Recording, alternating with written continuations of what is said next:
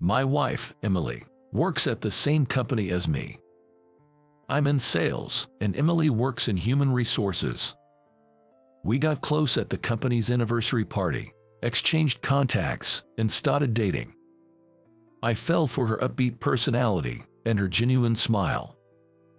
A year into our relationship, I proposed, and she happily said yes. I've always loved kids and wanted to get married as soon as possible. So, I was thrilled when she accepted my proposal. But we struggled to have children even after our marriage. Our marriage was good, but there were no signs of pregnancy, and years went by.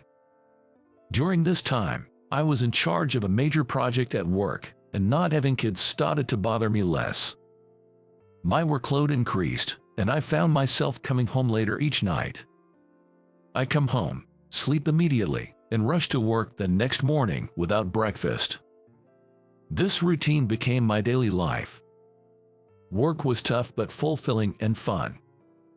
Tomorrow, I have an important presentation with a client.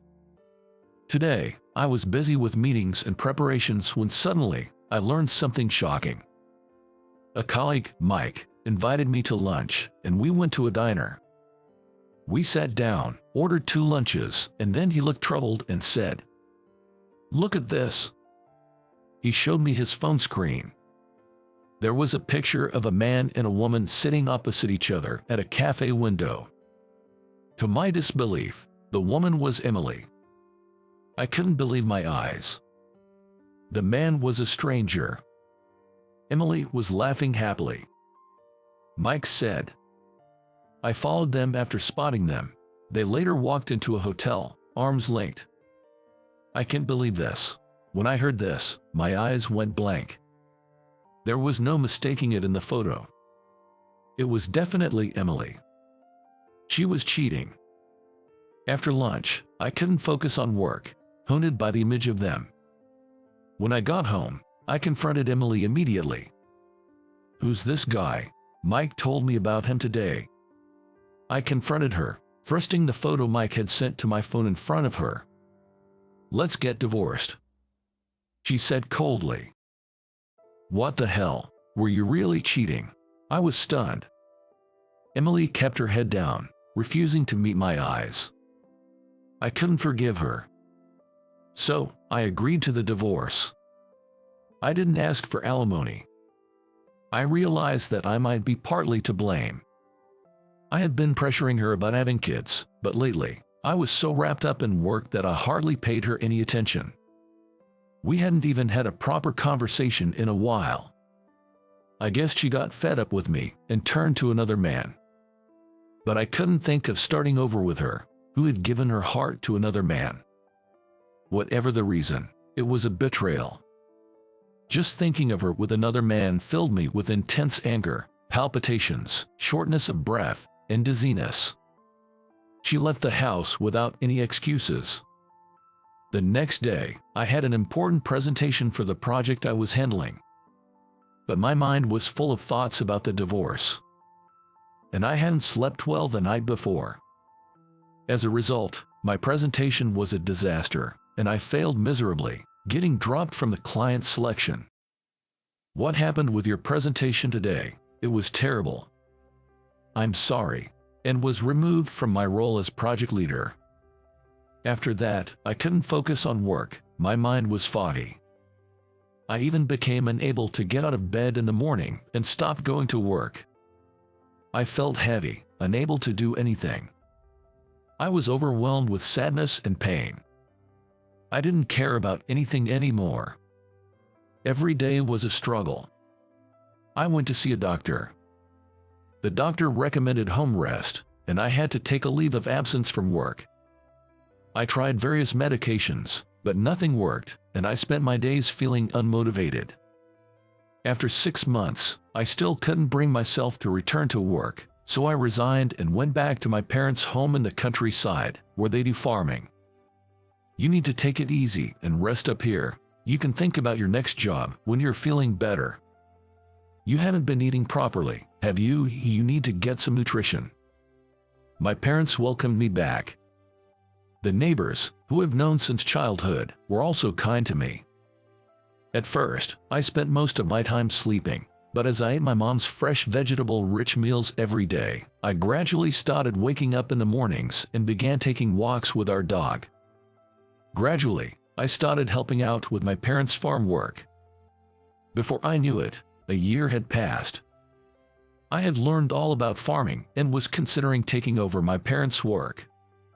It was during this time.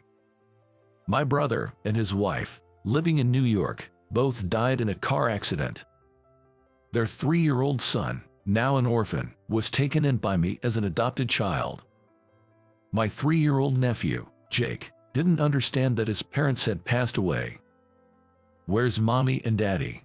I would pick him up, comfort him, and we would cry together. Since then, I've raised Jake as my own child, and eventually, he started calling me Dad. I grew to love him so much. I realized that you can feel such deep affection even for a child who isn't biologically yours. Another year passed, and Jake turned 4. I would leave him with my mom during the day and continue working in the fields. I didn't think about Emily much anymore, but sometimes I wonder how she's doing now. Could she have remarried that man and be living together? Are they living happily? One day, our family went on a trip to a resort. In the hallway of the inn, I couldn't believe my eyes. It was the man from Emily's affair photo. There was no mistaking it.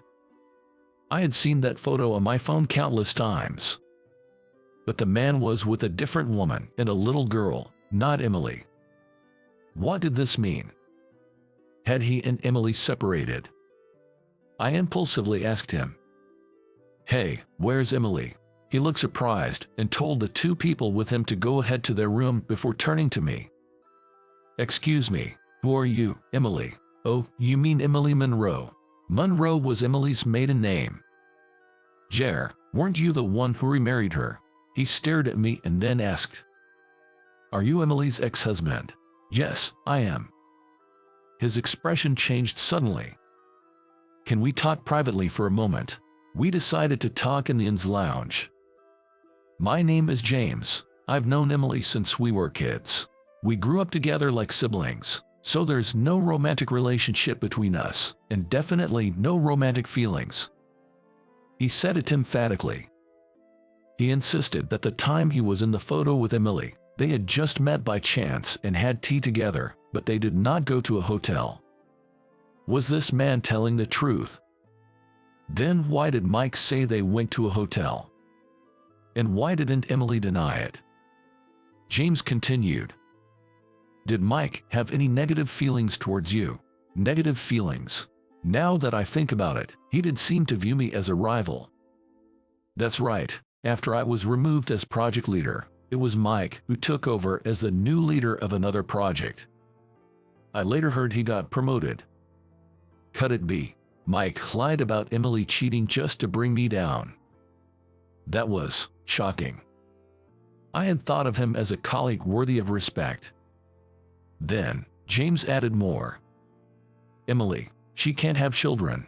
She was struggling because she couldn't have children with you, and when she went for tests at the hospital, that was the diagnosis, but you wanted children. So, she thought it would be better for you to divorce her and remarry someone else who could make you happy. That day we met after a long time, she was talking about that.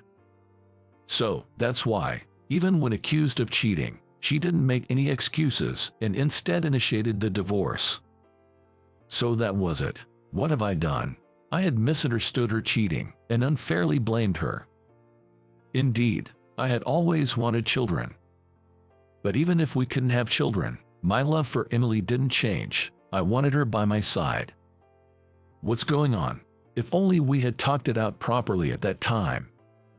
If we had, things wouldn't have turned out this way. Emily was consulting me about it afterward. She was thinking about divorcing for your happiness, but even several years after the divorce, she can't move on and is still closed off. James continued. Is she still single then? James nodded in response. He then gave me her contact information. She was living at her parents' house now. Unable to stay still after parting with James, I immediately called Emily. But it didn't connect. Maybe she had blocked my number. I called her home. Then a familiar voice answered the phone. "Hello, this is the Monroes." "Hi, this is David. Is Emily there?" "It's me, Emily." "David." We exchanged words for the first time in years. "Emily, I heard everything from James. I just happened to see him on a trip and talked to him. I'm truly sorry. I was wrong to suspect you of cheating. I didn't realize you were struggling. I am the worst. I want to apologize." My voice trembled. Tears didn't stop. From the other end, I heard Emily sobbing. "I also regret not discussing it with you and acting selfishly. I've been regretting not talking it out with you all this time," she said in a nearly fading voice. "Can we try again, Emily?" I hesitantly asked. "Yes," she nodded while crying. "But there's something different from that time, something I need to tell you."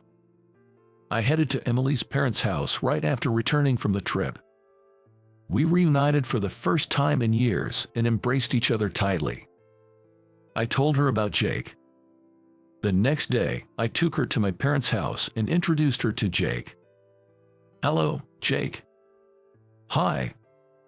She really adored Jake. And he quickly grew fond of her too. I had given up on having children, but to become the mother of such a cute kid, I'm so happy," she said, tearing up. Hearing those words made me happy. The loss of my brother and his wife was still a shock, and the sadness hasn't healed yet. But maybe it was fate that I ended up taking Jake in.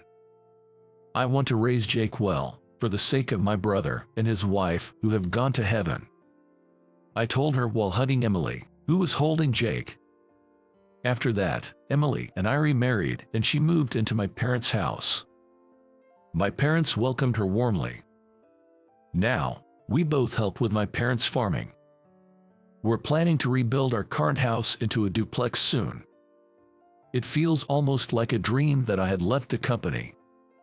Speaking of Mike, the one who set me up, I heard he failed miserably in the final phase of a new project, causing great losses for the company, and was demoted afterwards. I thought about contacting the old colleague to give him a piece of my mind, but then decided it wasn't worth it. "Mommy, I'm hungry." "Okay, I'm cooking now." Jake has started calling Emily Mommy. These days, we're living incredibly happy lives.